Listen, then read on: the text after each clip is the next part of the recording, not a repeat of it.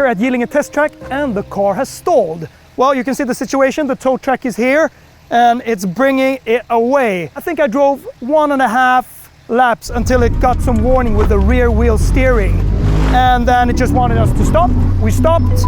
And after that, it just didn't want to start again. It starts, it bludders a little, and then it comes to a complete halt. That's a bit disappointing, really, because I really adore this car a lot. So I did drive it on the country roads and did a little review on it, but you know, we wanted to set the time here, but it didn't allow us today. The gear lever located up here, as usual in Mercedes cars, or most Mercedes cars.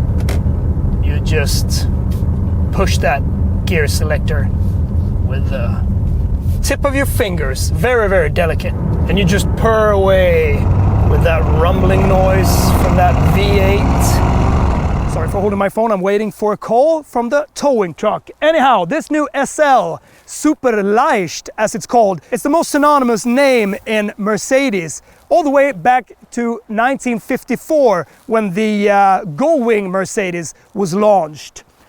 So this one is brand new, all the way through, new techniques and everything. But super light, well, it isn't. It weighs 1,970 kilos, so almost 2 tons. But this is a cruiser, but at the same time, it's a super sports car. So this rear wheel steering, it really makes the car move gently and swiftly through many bends. But sometimes you want to point into a bend and then you steer and all of a sudden it feels like it steers that quick that you need to recalibrate it. And that's a bit annoying, so you need to learn how that works. And with that 4Matic, that 4-wheel drive, you can just push it because it will just continue to grip. Pop out handles.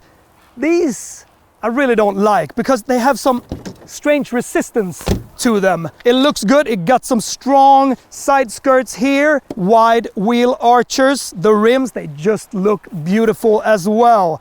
20-inch rims, and you also got ceramic brakes that hold all this weight to a stop.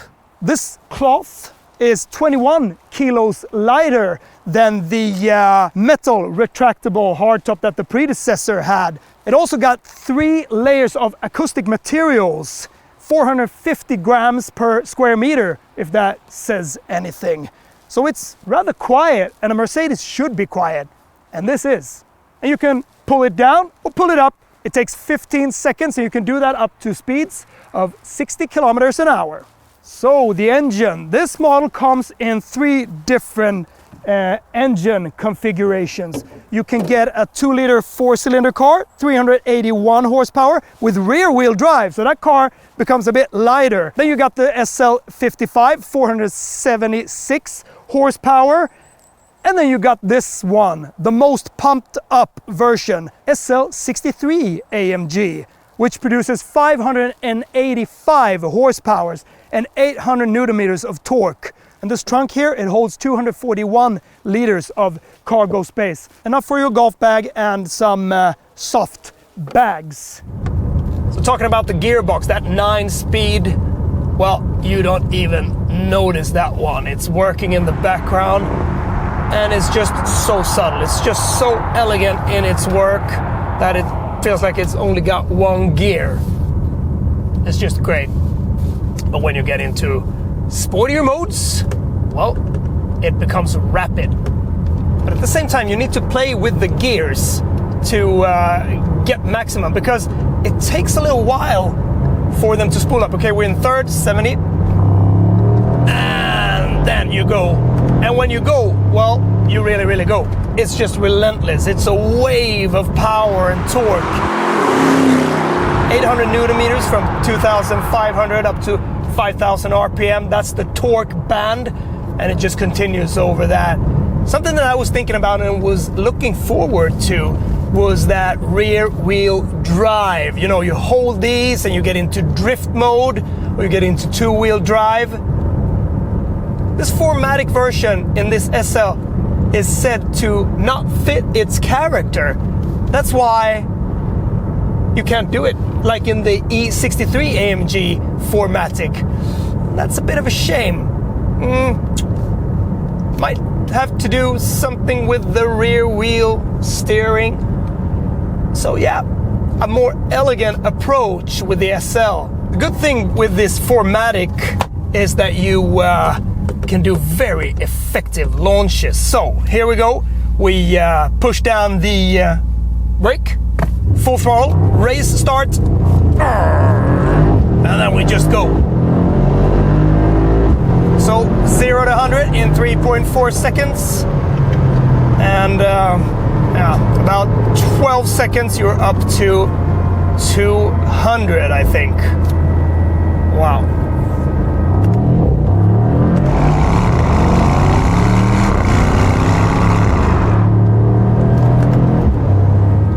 And this, it's like a jet sound.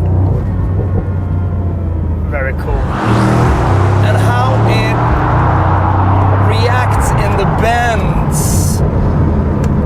And all that is down to the roll control of the car, because this hasn't got that 48 volt EQ system that a lot of other Mercedes cars has, this mild hybrid system, which works with that roll activation of the car, the body roll.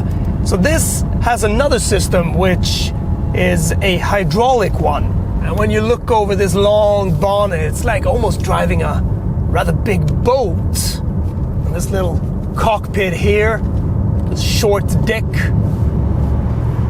it's a joy. It has a very majestic feel about it as you cruise along, because it is a great cruiser, but at the same time it's a hardcore AMG car.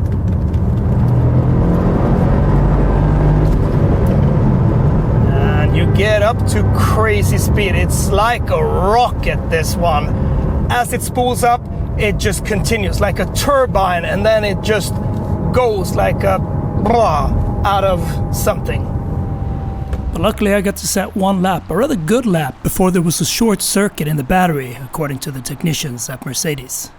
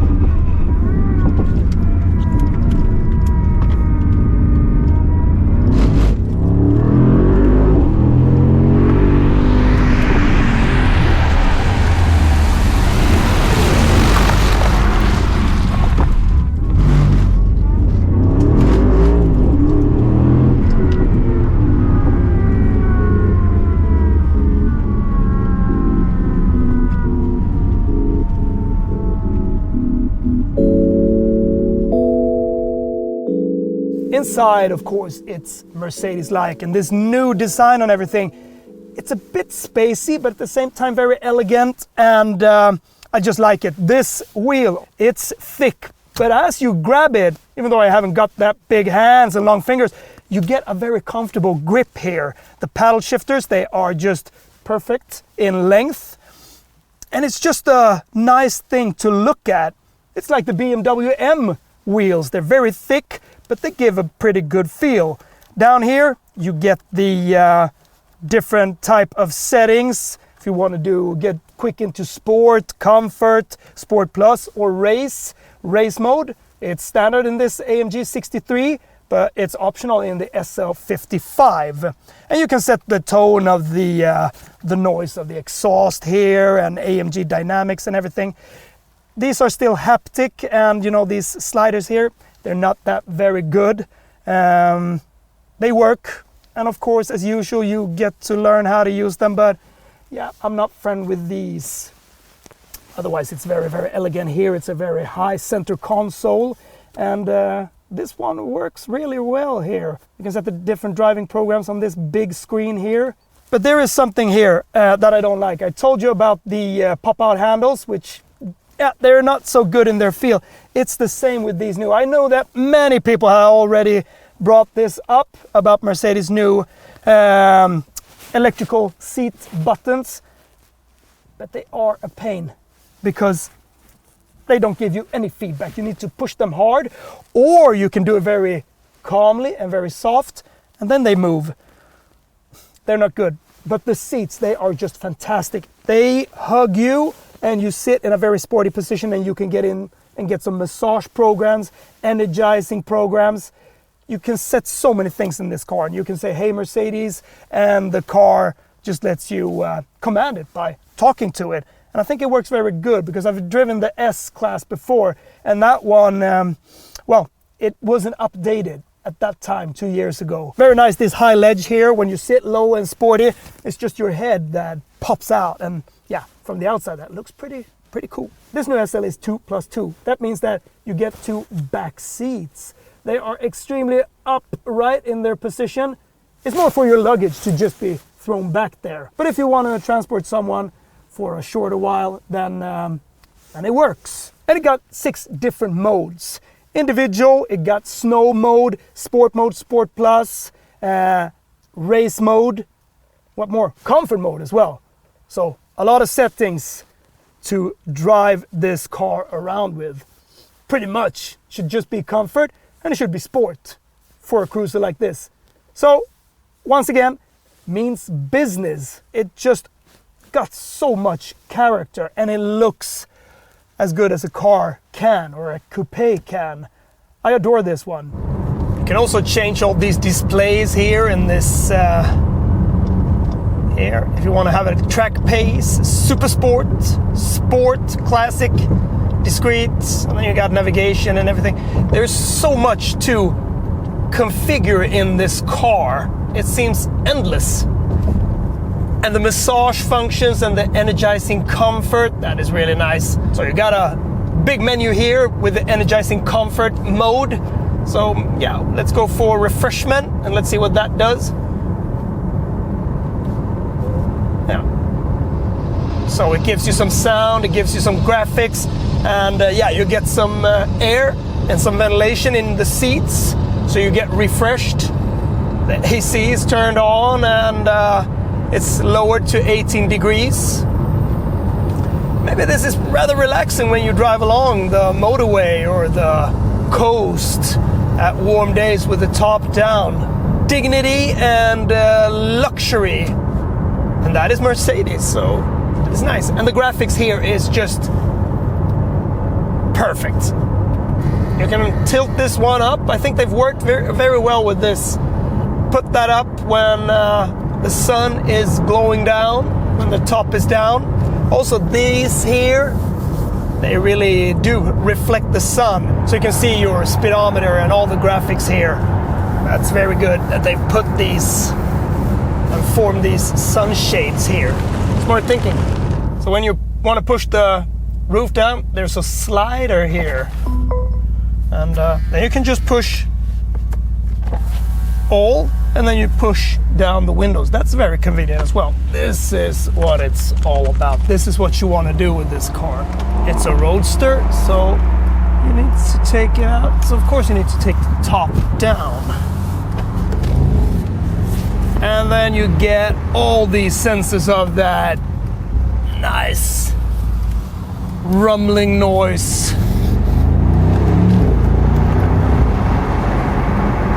Just cruising. Well, we're in late October, and it's not that hot, 10.5 degrees. But with this air scarf here, which is very, very effective, I got the windows down. I must say that I've been trying some different convertibles, and even though it's not windy outside and you get up to speed, it's like they worked with the turbulence here, because it doesn't blow that much wind into the cabin. And also there's a wind deflector in the trunk, but I don't want to put that on. It's just ridiculous. If you go for a cabriolet, and I say it again, you need to get the windows down, and you need to, you know, be exposed to these elements.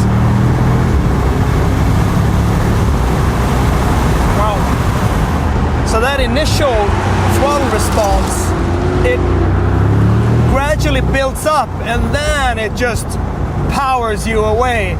And I think that also sums up the car's type of character, where it isn't that frantic in a way. It just pushes you elegantly away, but well fast. So